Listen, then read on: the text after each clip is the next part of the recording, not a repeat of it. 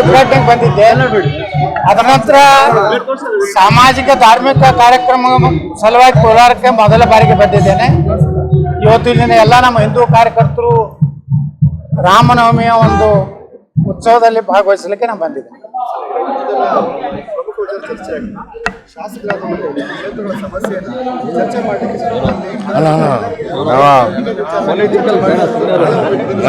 ನೋಡಿ, ಶಾಸಕರು ನಾಚಿಕೆಡಿಗಳಾಗಿದ್ದಾರೆ. ಕೆಲವೊಂದು ಶಾಸಕರು ನಮಗೆಲ್ಲ IPL ಟಿಕೆಟ್ ಬೇಕು, ನಮ್ಗೆ ಅದರ ಬೇಕು, ಮುಂದಿನ VIP ಕುರ್ಚಿ ಕೊಡ್ಬೇಕನ್ನೋಂಥ ಮಾನಸಿಕತೆಯಿಂದ ಕರ್ನಾಟಕದಲ್ಲಿ ಚರ್ಚೆಗಳು ಎದ್ರ ಮೇಲೆ ಆಗಬೇಕು.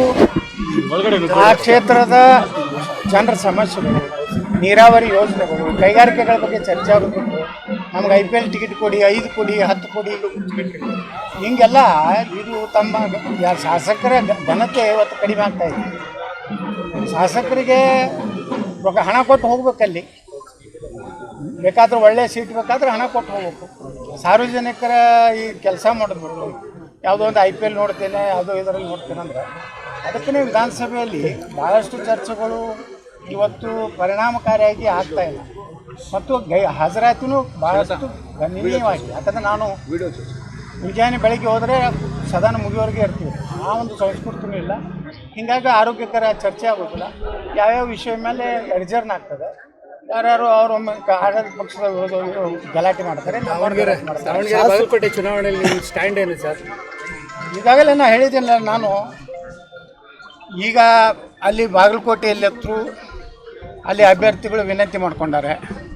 ಅವರು ನಾವು ಎಲ್ಲ ಮೊದಲಿಂದ ಹಿಂದೆ ಅವ್ರಿಗೆ ಟಿಕೆಟ್ ನಾನೇ ಕೊಡಿಸಿದ್ದೆ, ಹಿಂದೆ ಅನಂತಕುಮಾರ್ ಅವರು ಇದ್ದಾಗ. ಈಗ ಅಲ್ಲಿ ನಾವು ಹೋಗ್ತೀವಿ ಅನ್ನೋಂಥದ್ದು ನಿರ್ಣಯ ಮಾಡಿದ್ದೇವೆ. ದಾವಣಗೆರೆಯಲ್ಲಿ ಏನೋ ಮುಸ್ಲಿಮರು ಓಟ್ ಹಾಕ್ತಾರೆ BJPಗೆ ಏನೋ ಖುಷಿಗಳಿಗೆ ಅದಾರೆ, ಒಂದೂ ಬೀಳುವುದಿಲ್ಲ ತಪ್ಪಿ. ಆ ರೀತಿ ಇವತ್ತೆಲ್ಲ ಸಿದ್ದರಾಮಯ್ಯರ ಬಳಿ ಬಂದು ಎಲ್ಲ ಪ್ಯಾಕೇಜ್ ಅನೌನ್ಸ್ ಆಗಿದೆ, ಮುಗಿದೋಯ್ತೆಲ್ಲ ಅಲ್ಲೇ ಹಾಕ್ತಾರೆ. ಕಾಂಗ್ರೆಸ್ ಸಪೋರ್ಟ್ ಮಾಡ್ತೀನಿ, ಪೈಲ್ವಾನರು ಕಾಂಗ್ರೆಸ್ ಮಾಡಿ ಅವ್ರು ಕಾಂಗ್ರೆಸ್ ಬಿಟ್ಟರೆ ಎಲ್ಲಿವರೆಗೆ 40% ಅವ್ರು ಆಗೋದಿಲ್ಲ ಕಾಂಗ್ರೆಸ್. ನೀವು ಪ್ರಚಾರಕ್ಕೆ ಹೋಗ್ತೀರಿ? 40% ಮುಸ್ಲಿಮರಾದ್ಮ್ಯಾಗ ಜಮೀರ್ ಅಹ್ಮದ್ ಖಾನ್. ಇದನ್ನು ಪಕ್ಕ ಪಡ್ಕೊಂಡ್ಬಿಡ್ರಿ. ಈ ದೇಶನಾಗ ಅವ್ರಿಗೆ ನೋಡ್ರಿ, ನಮ್ಮಂಗೆ ಹಿಂದೂಗಳಂಗೆ ಹೊಡೆದು ಓಟ್ ಹಾಕೋದಿಲ್ಲ. ಅವ್ರು 10-15 ಓಟ್ ತೊಗೋದಿಲ್ಲ ಒಬ್ಬರು. ನೋಡ್ತಾ ಇರಿ ನೀವು. ಯಾಕಂದ್ರೆ ನನ್ನ ಕ್ಷೇತ್ರದಲ್ಲಿ ವಿಜಾಪುರದಲ್ಲಿ 2,80,000ದಲ್ಲಿ 1,26,000 ಮುಸ್ಲಿಮ್ ಇದ್ದಾರೆ. ಒಂದೊಂದು ಬೂತ್ನಲ್ಲಿ ನನಗೆ 2-3 ಓಟ್ ಬೀಳೋದಿಲ್ಲ, 1-2 ಬೀಳ್ತವೆ. ನಮ್ಮ ಹಿಂದೂಗಳ ಬೂತ್ನಲ್ಲಿ 100-150 ಅವನಿಗೆ ಬೀಳ್ತವೆ. ನೀವು ಓಟ್ ಕೇಳಿದ್ರೆ ಸರ್ ಮುಸ್ಲಿಮ್ಸ್? ಕೇಳೋದಿಲ್ಲ. ಕೇಳೋದೇ ಇಲ್ಲ, ಅದು ಯಾಕೆ ಹಾಕ್ತಾರೆ ಸರ್? ಅವ್ರಿಗೆ ಯಾರು ಹಾಕೋದೇ ಇಲ್ಲ, ಸುಮ್ಮನೆ ಕೇಳಿ ಮೂರ್ಖ ನನ್ನ ಮಗ. ಅಷ್ಟು ಮೂರ್ಖ ರಾಜಕಾರಣಿನ ಅಲ್ಲ. ನನಗೆಲ್ಲ ಅನುಭವ ಆಗಿಬಿಟ್ಟಿದೆ. ಅದು ಸಾಧ್ಯನೇ. ಅದು ಈ BJPನ ಹುಚ್ಚು ಮಾಡ್ತಾರೆ ಅವರು. ಅವ್ರಿಗೇನು ಒಂದು ಏನಾರು ಆಗಿ BJP MLA ಬಂದ್ರೆ ನಾವು ಹಾಕಿದ್ವಿ ಅದು ಮುಲಾಜ್ ಇಟ್ಕೊಳ್ಳಿಕ್ಕೆ. ಒಂದು ಓಟ ಹಾಕಿದ್ರೆ ಕೇಳ್ರಿ.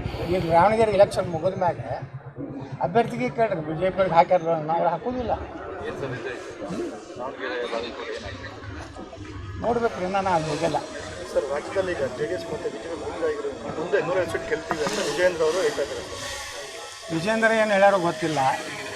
BJP JDS ಏನು ಹೊಂದಾಣಿಕೆ ಇದೆ, ಅದು ಮುಂದುವರೆದರೆ ರಾಜ್ಯದಲ್ಲಿ ಅಧಿಕಾರಕ್ಕೆ ಬರ್ತೀವಿ. ಸರ್, ಚಿಕ್ಕಬಳ್ಳಾಪುರ ಶಾಸಕರು ಪ್ರದೀಪ್ ಈಶ್ವರ್ ನಮ್ಮ ಪಕ್ಷದ ಬಗ್ಗೆ ಭಾರಿ ಮಾತಾಡ್ತಾರೆ. ಯಾಕ್ರಿ ಅವ್ನು ಬಿಟ್ಟು ಬಿಡ್ರಿ? ಯಾಕೆ ನೀವು ಮತ್ತೆ ಯಾರು ಸಿಕ್ಕಲ್ಲ ಗೆಳೆಯಕ್ಕೆ? ಸ್ವಲ್ಪ ಟೈಮ್ ಆಗುತ್ತೆ ಸರ್. ಅಲ್ಲ, ಅಲ್ಲಿ ಪೂಜೆ ಟೈಮ್ ಆಗ್ಬಿಡುತ್ತೆ. ಮತ್ತೆ ಮೇದಲ್ಲಿ ನಾವು ಇಲ್ಲ ನೋಡಿ, ಮೇದಲ್ಲಿ ನಾವು ಚಿತ್ರದುರ್ಗ ಅಥವಾ ದಾವಣಗೆರೆಯಲ್ಲಿ ಜಾಗೃತ ಹಿಂದೂ ಸಮಾಜೋತ್ಸವ ಮಾಡ್ತಾ ಇದ್ದೀವಿ. ಇವತ್ತು ರಾಜ್ಯದಲ್ಲಿ ಈ ಸರ್ಕಾರ ಏನಿದೆಯಲ್ಲ, ಯಾಕಂದ್ರೆ ಇದೊಂದು ಪಾಕಿಸ್ತಾನದ ಮಾದರಿಯಲ್ಲಿ ಸರ್ಕಾರ ಇದೆ. ಮೊನ್ನೆ ನೀವು ಬಜೆಟ್ ನೋಡಿಬಿಟ್ರೆ ಬರೀ ಅಲ್ಪಸಂಖ್ಯಾತರು, ದಲಿತರಿಲ್ಲ, ಹಿಂದುಳಿದವರ ದಲಿತರದೇ ಸುಮಾರು 25-30 ಸಾವಿರ ಕೋಟಿ ರೂಪಾಯಿ ಗ್ಯಾರಂಟಿ ಹಾಕಿದ್ದಾರೆ.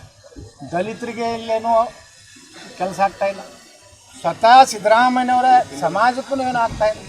ಸಿದ್ದರಾಮಯ್ಯನವ್ರ ಬಾಯಾಗ ಮುಂಜಾನೆ ಎದ್ದುಕೊಳ್ಳೇನೆ ಅಲ್ಪಸಂಖ್ಯಾತರು ಅವರಿಗೆ ಯಾವ ಮಾದರಿಯ ಶಾಲೆಗಳು, CBSE ಮಾದರಿ, ಅವರಿಗೆ ಕರಾಟೆ ಕಲಿಸ್ತಾರೆ ಹೆಣ್ಮಕ್ಳಿಗೆ ಆತ್ಮರಕ್ಷಣೆಗಾಗಿ. ಎಂದಾದ್ರೂ ಹಿಂದೂ ಹೆಣ್ಮಕ್ಳು